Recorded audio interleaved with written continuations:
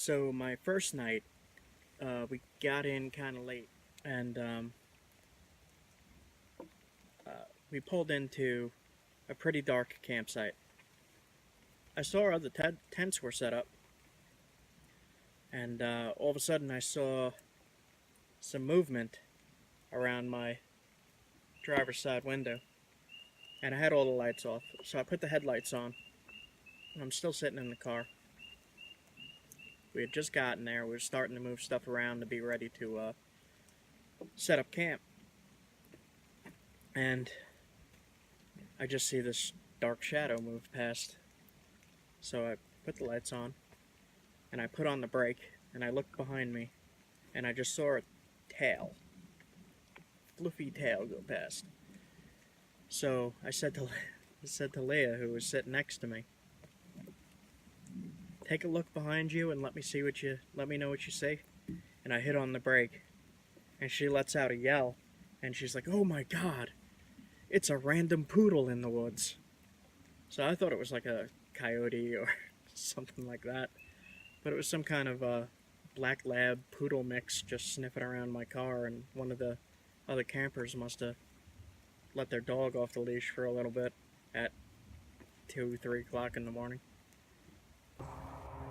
So after the Mara Mountain trip there, we went back to Uwharrie Forest, and I was looking around for some rhyolite and chert in the creeks, and I didn't really find too much. I did find a few pieces, and tried to make some tools out of those. I'm gonna try some more probably later today. But at Uwharrie Forest, they had the primitive dispersed roadside camping, and hiking trails, off-road vehicle trails. They had a big lake. They had creeks everywhere. There was, people fishing. There was people on boats in the lake, and just in exploring the forest, we came to one of the primitive campsites with a fire ring right in the middle, and I backed my car in, backed my SUV in, and I got out, and I realized there were shards of flint sticking out of the ground. So I get out of the SUV, and I'm setting up camp, and I'm looking around, and there's evidence of people making stone tools there. There's flakes, there's little knives, there's little hide scrapers, there's just tools everywhere at this campsite. I pulled in here, and right here was a bunch of flakes for cutting and skinning. And here's where we were cooking, and all around there was skinning tools. And over here where Leah was sitting, I started to notice some hide scraping tools.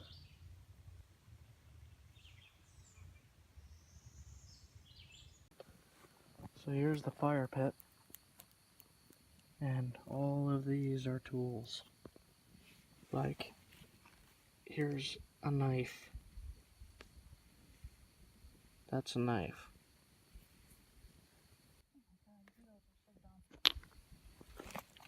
There's little, scrapers everywhere.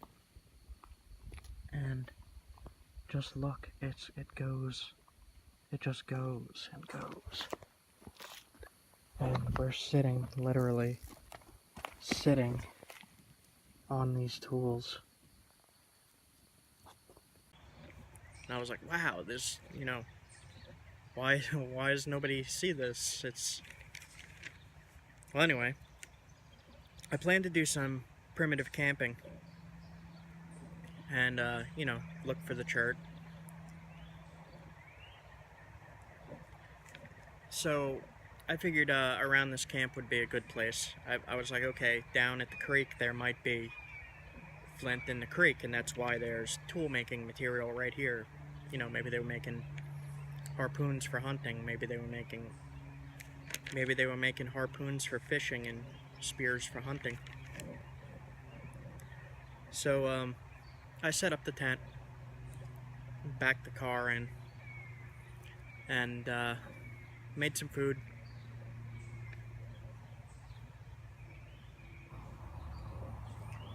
was having a little bit of a problem getting comfortable because of my my thyroid issue. One of them with the medication.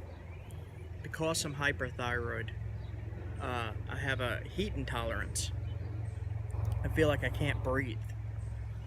So I went from cold of Connecticut, it was like 50 here, to 97 degrees within a few hours. I was having trouble setting up camp. I was having trouble being comfortable. I did have a little portable fan with me, just in case that would happen. I expected that was going to happen, but I didn't think it was going to be that bad. So once I finally did fall asleep, all of a sudden I hear ton of off-road vehicles, and they came right into my camp, and they put their brights on my tent, and they're just yelling, "Oh, there's somebody here, there's somebody here, what the..." And I was like, what the hell? Yeah, there's somebody here. Don't shine your freaking lights into my tent and start yelling. And they stayed there for about 5 minutes. And then they drove off, but then they were looping all night long, the rest of the night, all night long. 3 o'clock in the morning, 4 o'clock in the morning. The next day I was like, alright, I don't want to be near the off-road trail because I couldn't sleep. So I get up and I start packing up camp. And I get into my SUV, I turn the ignition, and I look and I see the tire light is on. I get out, and I look, and I have a flat tire. I'm like, what the hell? So we went down the road, and there was a gas station with an air pump, and I just filled the tire. And I went to the shop. Drove all the way to the shop. On the drive out of town, saw some signs and stuff and some papers that said, you know, Bigfoot, legends of sightings. Look at the tracks. And so as we were driving out of the forest, there was a guy walking with Bigfoot feet, and he was just stomping. And he was stomping, making the impressions. So I thought that was amusing. And it was, you know, just down one of the forest roads. He was just walking with these Bigfoot feet, making trails. I didn't think to video that because I was in the middle of trying to get my tire fixed, and I was like, what am I going to do? I didn't want to get stuck in the woods with no signal and just be on a forest road with off-road vehicles flying down it, so I just wanted to get out of there. We went to Walmart Auto to repair it. Waited around for about an hour, and they only charged me $10 to fix it. So that was cool. Only $10 to plug the tire, and they told me that something must have stabbed into the tire and popped it, because there was nothing stuck in there, just stabbed. So I was like, it was the flint. It was the flint at the campsite. While we were waiting, it was so hot that our shoes were melting to the pavement, to the blacktop in the parking lot. So it was just too hot. Like with my thyroid issue and all, and the heat intolerance, I felt like I couldn't breathe. So I wanted to head up north into the mountains just a little bit. The other thing I really wanted to do at Uwharrie Forest was hold a gathering and you know, teach some people how to do flintknapping and how to make stone tools, how to make stone weapons, how to make arrows, and just, you know, teach some people, maybe like $10-20 a person. And I just couldn't do it. It was too hot. So I'm looking to do something up north more.